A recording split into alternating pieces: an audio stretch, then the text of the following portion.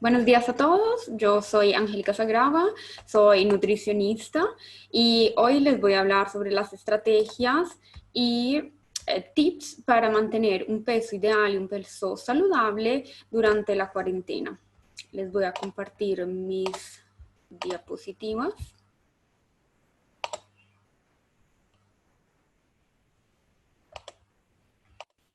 Les cuento un poco sobre mi historia. Soy nutricionista dietista de la Universidad Nacional de Colombia. Me gradué en el 2015 y en el 2017 obtuve un máster de la Universidad de Turín. En el 2019 obtuve un otro grado como dietista en la misma universidad italiana. Desde hace 4 años vivo en Italia, pero soy colombiana.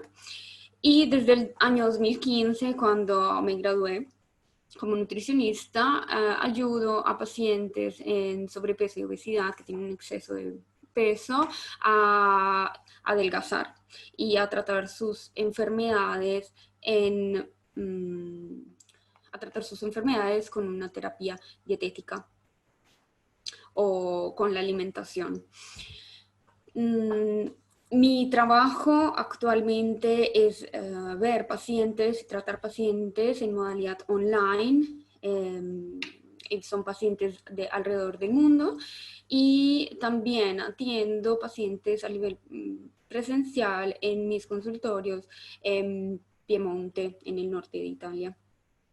Otra de mis actividades es divulgar información sobre alimentación y nutrición con base científica. Esto lo hago en mis redes sociales, Instagram y Facebook, y mi objetivo es contrastar y combatir toda la información falsa que circula en Facebook, Instagram y WhatsApp, entre otros sitios web.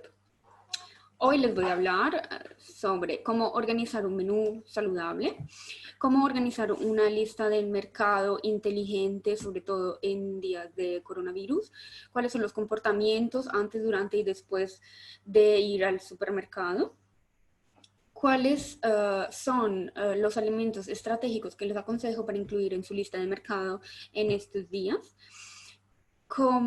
cuáles son los alimentos que les sirven para tratar el estrés en el caso en que tengan estrés, que estén estresados. Además, les voy a dar tips para identificar y diferenciar el hambre emotivo del hambre fisiológico o hambre normal, y cómo controlar el hambre de dulces. Les voy a hablar también sobre el mindfulness eating y cuáles son los beneficios de practicar esta práctica. Voy a hablarles también sobre los buenos comportamientos y hábitos alimenticios que se deben adoptar o mantener en estos días de cuarentena. Les voy a hablar sobre cuáles son los progresos y comportamientos que deben monitorear y controlar en estos días para no aumentar de peso. Y finalmente vamos a hablar sobre actividad física y la relación entre el sueño y el peso, como por qué tenemos que aprovechar estos días para dormir bien. Ahora, les traigo este esquema, este dibujo de la Universidad de Harvard, en la que vemos este plato organizado en 4 cuadrantes. En la mano izquierda vemos las verduras y las frutas. En la otra mitad encontramos los cereales y la proteína, cada una en un cuarto diferente. Vemos que la proporción de las verduras es mucho más grande de los otros cuadrantes, porque las verduras también pueden ocupar hasta la mitad del plato. Estas verduras deben ser variadas, deben ser de estación, deben ser de localidades cercanas a donde ustedes viven, para evitar el transporte y la contaminación del ambiente debido al transporte. Además, que las frutas que son de localidades cercanas y de estación o del mes de cosecha que la naturaleza normalmente daría, son frutas y verduras que son mucho más nutritivas y menos contaminantes. Respecto a las frutas, aplica también la regla de variar y consumir frutas de varios colores. También se debe recordar la estacionalidad de estas o el tiempo natural en el que normalmente se cosecharían. Saben que ahorita con los invernaderos se cosechan alimentos que normalmente fuera del tiempo, o sea, que afuera de estos invernaderos no se cosecharían. Pero esto va en contra de la naturaleza y en este modo, cultivando en este modo, se producen más gases CO2, o sea, más contaminación en el ambiente.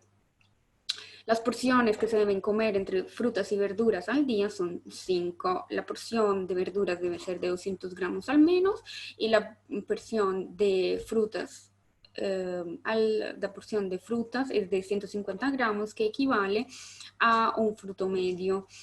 Estos gramos se los doy sobre todo para hacer un buen cálculo de la cantidad de frutas y verduras que deben comprar y evitar así desperdicios de comida fresca. Les hago un ejemplo. Ustedes saben que las verduras tienen que consumirlas 2 veces al día, en el almuerzo y en la cena. Cada porción es de 200 gramos, o sea que una persona debe consumir 400 gramos al día de verduras. Eso les ayuda a calcular que, digamos, si redondean la cifra a medio kilo de verdura, saben que en la semana una persona debe consumir 3,5 kilos de verduras, y que 3,5 kilos los pueden comprar de diferentes verduras, claramente, pero esa cifra les ayuda a regularse en las compras, no comprar menos y no comprar de más. En la otra parte del plato encontramos los cereales integrales. Cuando hablamos de estos cereales, les hablo de trigo, maíz, cebada, mijo, de espelta, de avena. Todos estos son cereales. Y de los subproductos como el pan y la pasta o las galletas saladas. Se recomienda que sean integrales porque serán mucho más altas en fibra y la fibra tiene un efecto benéfico en el intestino. De pronto han escuchado que el intestino es un segundo cerebro y el intestino es muy importante para regular, por ejemplo, y para ayudar al sistema inmunitario. En la otra cuadrante encontramos las proteínas saludables. Las proteínas deben ser variadas también. Cada día deben escoger una proteína o un animal o fuente de proteína diferente. Las proteínas son de origen animal y de origen vegetal. Las de origen animal son la carne de vaca, el pollo, el conejo, el cerdo, el pescado. Y las de origen vegetal, hablamos más adelante de esas. Estas proteínas que ustedes escogen deben ser bajas en grasas, ya desde que las compran, preferiblemente si llegan a casa con graso visible, con el gordito, deben quitarlo porque toda esa grasa es grasa saturada que va a bloquear las venas y arterias y provocar enfermedades cardiovasculares. Les digo las porciones de este tipo de proteínas. Por ejemplo, del pescado se deben consumir 2 porciones de pescado, que también debe ser de zonas cercanas a donde ustedes viven. De carnes rojas no debe superar las 2 porciones a la semana. Entre las proteínas de origen animal también podemos incluir los huevos, que se pueden consumir entre 2 o 4 unidades de huevos a la semana. 2 huevos reemplazan 100 gramos de carne, que 100 gramos de carne es una porción más que adecuada para una comida. No es necesario comer una bistec grandísima de carne para saciar y aportar las necesidades proteicas que en realidad necesita el cuerpo. Eso por los huevos. También el queso puede ser una fuente, una proteína, un animal proteico que sustituye la carne, la porción recomendada son 120 gramos de queso fresco, que debe ser también bajo en grasa. Y este lo pueden comer 2 veces a la semana. Se deben limitar proteínas como el bacon, que es muy graso, es procesado, es alto en sal, alto en grasas malas, alto en aditivos, también tiene adición de aditivos, es de evitar consumir ocasionalmente. Acá mencionan los fiambres, que serían los embutidos, como las salchichas, que si no son de calidad, como la salchicha de hot dog, que lo hacen con los desperdicios de plumas y huesos de los animales, es de bajísima calidad ese tipo de proteínas. Y ahora les hablo de las proteínas de origen vegetal, que las podemos adquirir de las leguminosas, frijoles, garbanzos, lentejas, arvejas, habas, y hay otras que buscando en cada región, sobre todo en la América Latina, se encuentran otras variedades de leguminosas, pero les menciono las más conocidas. Estas leguminosas se deben consumir siempre combinadas con un cereal, o sea, platos como frijoles con arroz son un óptimo plato porque tienen su porción de cereal, su porción de soporte de carbohidrato bueno y también la de proteína. O platos como garbanzos con pasta, lentejas con pasta o habas con frijoles frescos, por ejemplo, con cebada. Bueno, este tipo de platos son óptimos, son saludables, son completos y saciantes. En la parte derecha superior del plato vemos también el agua. Y aquí mencionan agua y no líquidos, aunque la necesidad de líquidos diaria se puede alcanzar también tomando otras bebidas como aguas aromáticas, como tés, café. Pero el ideal y la bebida hidratante por excelencia es el agua.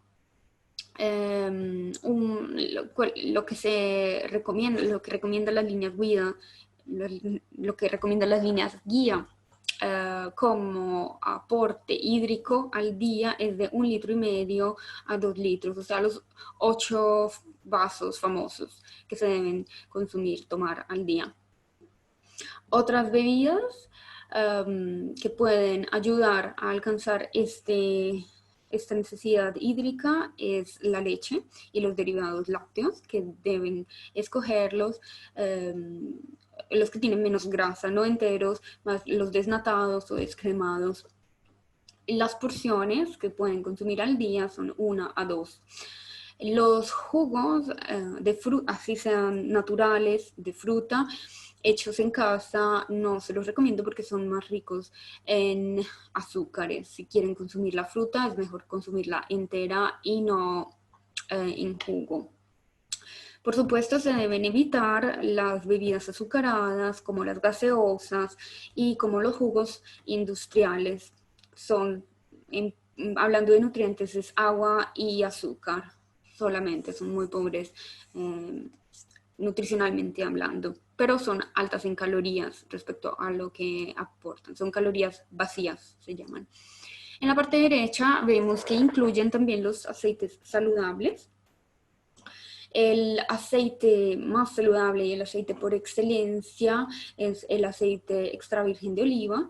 Es un aceite que tiene un aporte de antioxidantes y de ácidos grasos o de pequeñas moléculas de grasa que son benéficas para el corazón, benéficas para todo el metabolismo de la grasa. Las grasas se necesitan en una alimentación saludable para mantener un buen estado de salud. Lo que deberían evitar son estas grasas sólidas como la mantequilla o la margarina o la manteca que este estado sólido las hace acumularse en las arterias y provocar enfermedades cardiovasculares.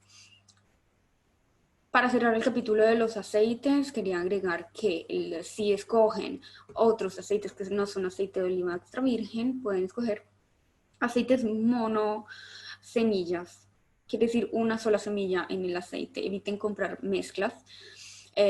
No aceite de girasol y aceite de canola, no aceite de girasol y aceite de oliva, no. Solamente aceite de girasol, aceite de maní, aceite de colza, porque eso, las mezclas disminuyen la calidad y aumentan el riesgo de no poder cocinar, que de cuando se cocinan crear sustancias que pueden ser cancerígenas. En la parte inferior a la izquierda del plato encuentran la frase manténganse activo. Esta frase está incluida ahí porque se le da peso e importancia a la actividad física, por eso iremos a hablar de actividad física al final. La alimentación es importante, pero también lo es la actividad física. La lista de mercado, que es importante para evitar desperdicios de comida. No sabemos que en el mundo se desperdician 80.000 toneladas de comida al año, es una cantidad increíble de comida, y en este momento de cuarentena en el que hay tanta gente, tantas personas en dificultad, se convierte en un pecado botar comida en desperdiciar por no saber organizar. Además, también evitamos de comprar menos comida y tener que ir más veces al supermercado. La ida al supermercado se debe limitar porque el supermercado puede ser un punto en el que nos podemos contagiar fácilmente. Entonces, menos veces vamos al supermercado, una vez a la semana, una vez cada 10 días, es mucho mejor, menos riesgo. Sobre todo cuando se tienen personas delicadas como ancianos y personas inmunosuprimidas en casa, es importante este punto. Ahora, para hacer la lista del mercado debemos controlar la despensa, qué es lo que hay en casa, como siempre hemos hecho, controlar qué es lo que hemos organizado en nuestro menú y no incluir snacks, es lo que les recomiendo, a menos que sea estrictamente necesario, no incluir snacks ni dulces ni salados. Es mejor, si quieren hacer un dulce ocasional, un dulce a la semana, buscar una receta y se compran los ingredientes que sean de calidad. Es un modo atractivo, un modo divertido también si tienen niños o ustedes son adultos los que viven en casa. Es un modo divertido para pasar el tiempo. Les recuerdo el incluir verdura y fruta en su lista de mercado. Verdura y fruta siempre deben ir en nuestra lista de mercado, en el carrito de la compra y en nuestros platos. Les recomiendo comprar alimentos congelados y enlatados porque tienen fecha de caducidad mucho más lejana, se conservan mucho más tiempo y pueden tener reservas de mucho más alimentos en casa. Por último, antes de ir al supermercado, coman. Vayan con el almuerzo en el estómago o con un buen desayuno, porque cuando las personas están afamados, tienen hambre y van al supermercado, son más propensos a consumir, a comprar productos poco saludables. Para evitar tentaciones, coman antes de ir al supermercado. El comportamiento a adoptar en el supermercado ahora. Si no incluimos los snacks en la lista de mercado porque no los necesitábamos, no se debe ir al pasillo de snacks dulces o salados. Porque si van a este pasillo seguramente van a caer en la tentación de ponerlo a algún producto de estos en el carrito. En ese mismo orden de ideas, eviten poner en el carrito alimentos que no estaban en la lista. Si no estaban en la lista, probablemente no eran necesarios. Y les recomiendo controlar siempre la fecha de caducidad, la fecha de vencimiento de los alimentos. Escoger los alimentos disponibles que tienen una fecha mucho más lejana. En tiempos de coronavirus, para evitar contagiarnos, les aconsejo de usar guantes. El uso de guantes desechables no nos hace inmunes al virus, pero sí nos ayuda a disminuir el riesgo. Los guantes se los aconsejo sobre todo cuando tocan la fruta y la verdura fresca. Antes de usarlos deben lavarse las manos, después de botarlos también se deben lavar las manos, eviten tocarse los ojos, nariz y boca cuando tienen los guantes. Y recuerden que los guantes no los hacen inmunes, entonces también eviten tocar superficies que no saben cómo, qué carga bactérica tienen estas superficies. El uso de tapabocas, les recuerdo que debe tapar nariz y boca para protegerlos, y el uso del tapabocas debe ser, si se puede, desechable, si es de estos tapabocas quirúrgicos.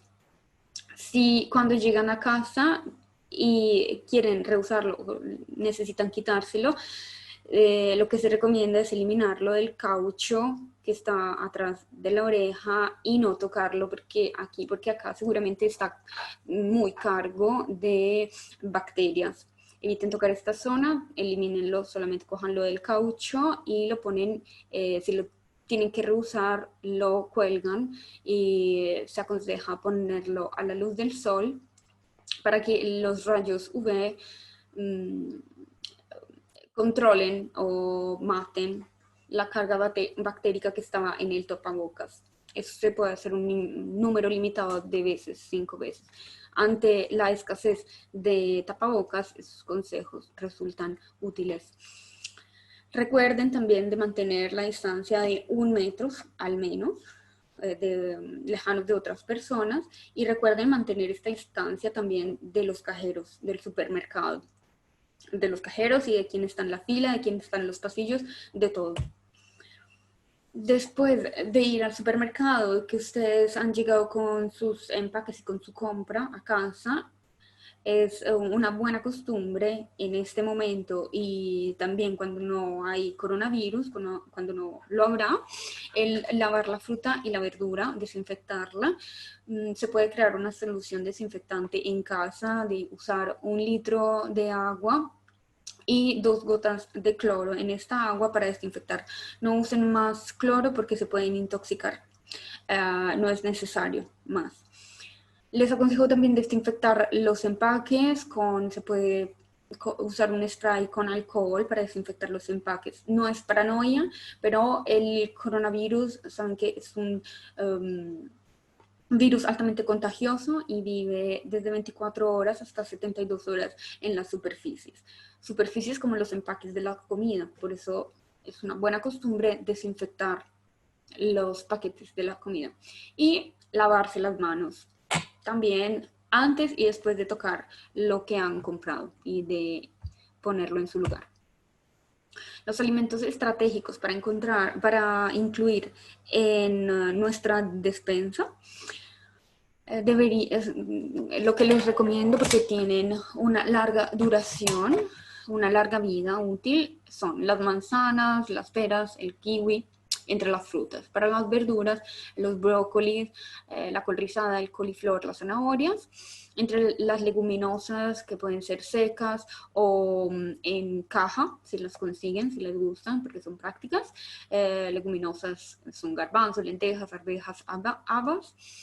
Les recomiendo como un plus para tener siempre en la despensa tomates secos y olivas verdes, que pueden ser alimentos que le cambian la cara fácilmente a cualquier plato y resultan fáciles y prácticos y saludables para preparar platos buenos.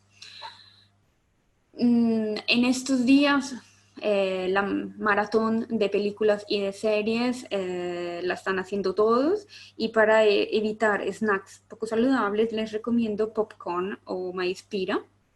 Es mejor comprar el maíz pira y hacerlo tradicionalmente, así controlan la calidad del maíz, la calidad del aceite que usan, y no usar este popcorn que ya está condimentado, que ya tiene el azúcar o la mantequilla, que son poco saludables si van a mirar los ingredientes y la tabla nutricional de estos productos. Los alimentos que alivian el estrés que deberían tener en sus casas son los pistachos, el arroz integral, las arvejas frescas, los tomates y las lentejas. ¿Por qué? Porque algunos de estos contienen triptófano, que es un aminoácido que ayuda está relacionado, está implicado en el metabolismo de la producción de serotonina, que es una hormona, de la hormona del buen humor, se conoce así. Algunos alimentos son ricos en vitaminas del grupo B, que son vitaminas implicadas en el metabolismo de la energía y de la producción de neurotransmisores del placer. Otros de estos alimentos son ricos en magnesio, y el magnesio es un mineral que se ha visto que tiene efectos relajantes, que reduce el estrés. Y otro de estos nutrientes que estos alimentos tienen es el fósforo, el calcio, el cobre, que producen un efecto antiestrés. Entre las preguntas comunes de estos días o las historias de mis pacientes de estos días está las ganas de comer incontroladas, y normalmente esta hambre emocional ocurre por la situación de estrés, por la ansiedad, por todas esas emociones que se pueden vivir en este momento, por la soledad, por la falta de control de la situación. Todas estas emociones, pues se puede buscar una respuesta a estas emociones en la comida. Es importante identificar esta hambre emocional. Y los puntos más importantes de esta hambre, o más comunes, es que esta hambre llega al improviso. Se siente como que tiene que comer urgentemente comida. Normalmente la comida que se necesita comer son dulces o otros productos específicos. Y esta hambre te hace comer en modo insensato. Si te ha pasado algo de esto, has sentido algo de esto, lo sabes que es hambre emocional y no hambre fisiológica.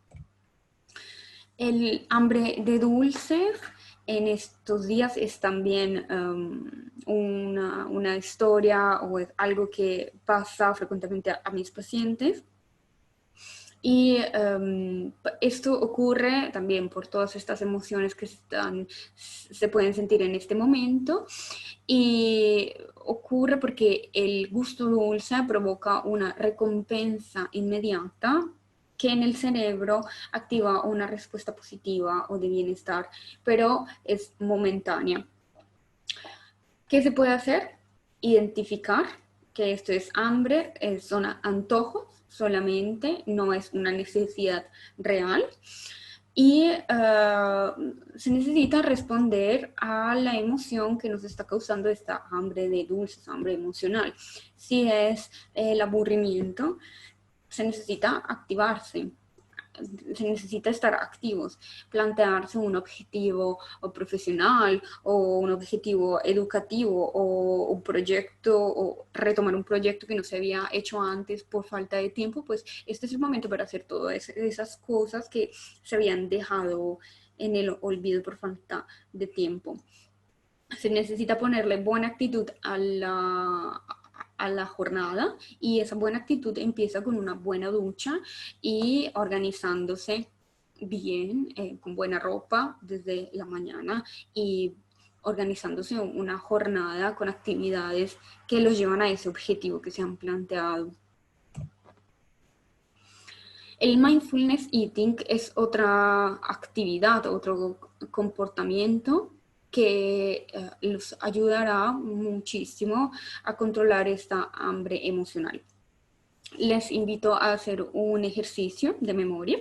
Recuerden su última comida que hicieron y traten de decir cuál fue el olor de esta comida, cuál fue el color, cómo era la textura, el sonido, el sabor que tenía en la boca, que te dejaba en la boca, cómo era el sabor que te ha dejado después de deglutirlo. Y sobre todo, ¿te has detenido a observar estas características? ¿Has disfrutado de esta comida? Esta es una de las razones por las que se necesita comer con mindfulness eating, que no es otra cosa que comer con atención y comer con los cinco sentidos. En este modo se come con mucho más gusto, se alarga el placer de comer esa comida, se disfruta mucho más. Además que comer en este modo con mindfulness porta beneficios como una mejoría de la digestión, porque cuando se detiene, cuando una persona se detiene a observar estas características de los alimentos, la fase de la digestión cefálica activa los jugos gástricos del estómago antes de la normalidad. Y estos jugos gástricos ayudan a tener una digestión mucho más fácil, mucho más, y ayuda a sentirse mucho más ligeros.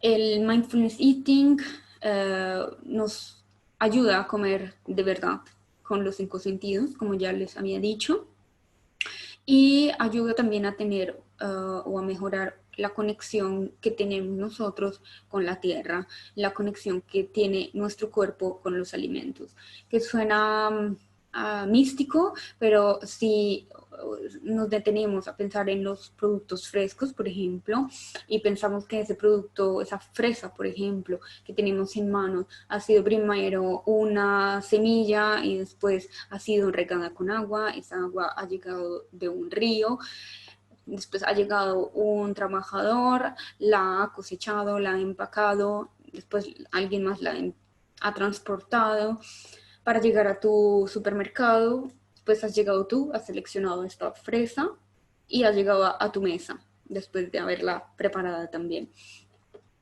Si uno piensa en todos esos procesos, puede alcanzar a sentir la conexión que tenemos con toda esta línea productiva y que tenemos con la tierra.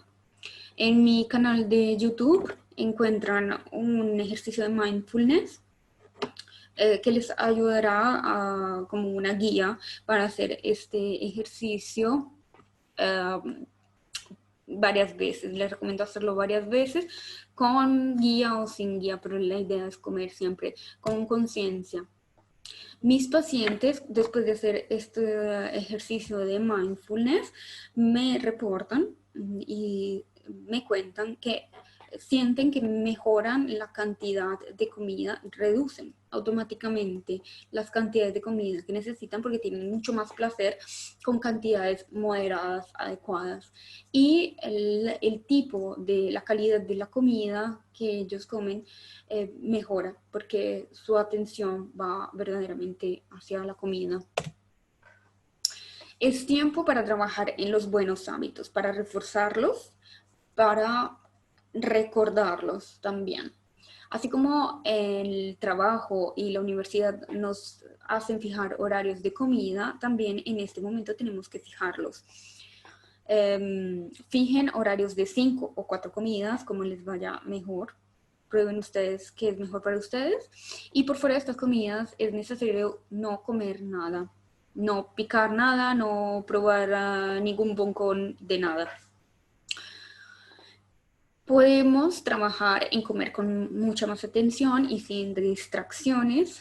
Y los invito a apagar la televisión, la radio, quitar periódicos del medio y quitar los celulares de la mesa. Esto nos ayudará a prestar mucha más atención a las comidas, a compartir más, que es el cuarto punto de esta lista. La comida no solamente son nutrientes en forma de comida, también es un medio para compartir, es un medio para sentir felicidad con los otros. Aprovechemos estos momentos para compartir alegría con quien vivimos. También los invito a masticar, todo hace parte del mindfulness eating, el masticar y saborear, tomar el tiempo para saborear el alimento en la boca. Comer lentamente no quiere decir comer y pensar en otras cosas, más prestar atención a lo que se está llevando a la boca. Llevar otra estrategia para contener las porciones que se comen es llevar a la mesa o al plato, a su plato, las porciones, los alimentos que comerás. Fuera de eso que te ha servido en el plato, no comas más. No extras, no repites, no, solamente lo que está en ese plato. Eso es una buena costumbre. ¿Cómo lo ves? Empezar la comida con una buena verdura o con una buena ensalada, con una cucharada de aceite. Solamente evitar otros condimentos. Claro, el vinagre que no tiene calorías o es muy bajo en calorías, el limón se pueden agregar, pero como condimento graso solamente el aceite extra virgen de olivas.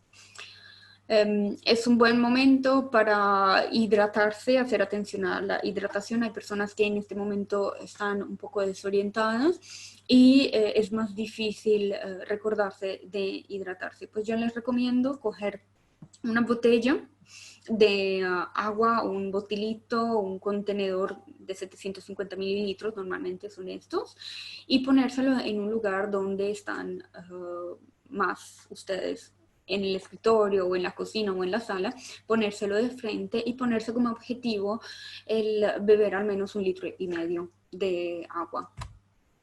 Es el momento también para probar nuevas recetas y no recetas dulces, no solo recetas dulces. Aquí en Italia el reporte es que las ventas de harina y de azúcar se han aumentado en un 280% porque la gente se ha metido en la cocina a cocinar muchos más dulces.